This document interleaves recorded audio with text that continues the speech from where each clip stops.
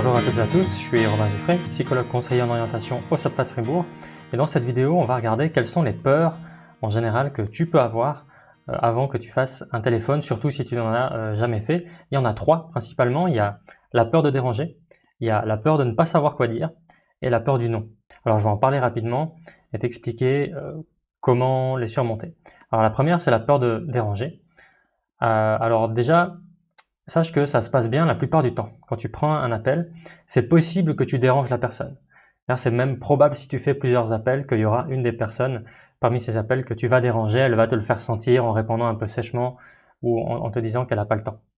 Mais ce qu'il faut se dire, c'est que ça se passe bien dans la grande majorité des cas et que si les gens ne sont pas disponibles, simplement ils te répondront pas. Donc s'ils te répondent, c'est qu'ils ont du temps et que ça fait partie de leur cahier des charges aussi. Même s'ils ont autre chose à faire, répondre aux personnes qui voudraient éventuellement venir en stage ou qui voudraient chercher une place d'apprentissage, ça fait partie de leur travail aussi.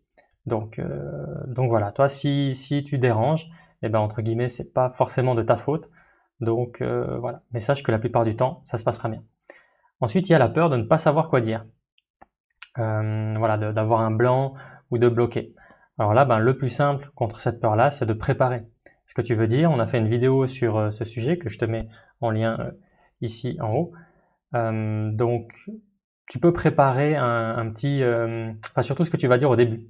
Et tu peux le faire par écrit aussi. C'est tout simple, hein, t'as pas besoin de dire beaucoup de choses. Mais par exemple, si moi j'appelle pour chercher un stage en boulangerie-pâtisserie, je pourrais dire « Bonjour, je suis Robin Zuffray. Je suis actuellement en dernière année de CO à Fribourg et je cherche un stage en boulangerie-pâtisserie. Et j'aimerais savoir si vous prenez des stagiaires et si oui, comment je peux faire pour postuler. Qui pourrait m'enseigner là-dessus ?» Voilà, tout simple. Si tu cherches une place d'apprentissage, la même chose, tu pourrais dire « Bonjour, Robin Zuffray. Je cherche actuellement une place d'apprentissage en tant que boulanger-pâtissier. Et du coup, je voulais savoir si cette année, vous prenez un apprenti. Et si oui, comment je peux faire pour postuler?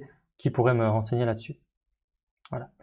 Et donc ça, tu peux le répéter plusieurs fois par toi-même ou tu peux le répéter avec un ami, avec ta famille, avec les psychologues conseillers en orientation, peuvent t'entraîner à faire ces téléphones.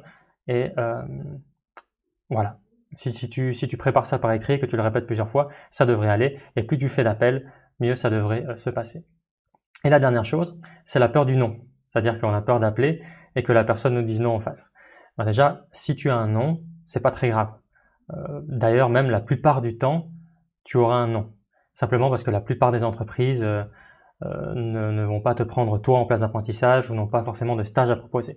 Donc c'est le jeu, il faudra appeler plusieurs entreprises pour que tu puisses décrocher un stage ou une place d'apprentissage. Donc part de ce principe-là, mais si c'est un non, il ne faut pas le prendre personnellement ou comme un échec. Simplement, tu peux enchaîner sur un autre appel et à force d'appeler, tu trouveras une place. Donc ça, c'est pas un problème. Et si on te dit non, simplement remercie poliment la personne pour le temps qu'elle t'a accordé et conclue la discussion. Et comme je dis, pour ne pas trop stresser, enchaîne tout de suite sur un autre téléphone, parce qu'on t'invite à faire une liste d'entreprises que tu veux appeler. Et donc ensuite, appelle la liste les uns après les autres pour bien préparer ton téléphone. On avait une vidéo là-dessus que je te mets ici en haut. Voilà, donc pour ces trois peurs principales, la peur de déranger, la peur de ne pas savoir quoi dire et la peur du non. Pour ce qui est de la peur de déranger, ce sera pas le cas la plupart du temps. Pour la peur de ne pas savoir quoi dire, tu peux te préparer. Plus tu fais des appels, mieux ça ira. Et pour la peur du non, dis-toi bien que c'est pas grave, que la plupart du temps, on te dira non probablement, mais qu'en faisant quelques appels, on te dira oui et c'est ça dont tu as besoin. Et un dernier petit conseil supplémentaire que je pourrais te donner, c'est de commencer d'abord par les entreprises qui te plaisent le moins ou celles du coup pour lesquelles ça te ferait stresser le moins de déranger ou de ne pas savoir quoi dire ou de dire non.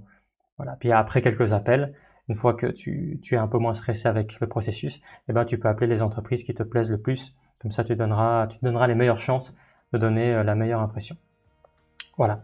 J'espère que ces quelques conseils pourront t'aider. Si c'est le cas, n'hésite pas à liker la vidéo, la partager, à t'abonner à cette chaîne. Et moi, je te souhaite plein succès dans ta recherche d'apprentissage. Courage pour ce téléphone et à bientôt en vidéo.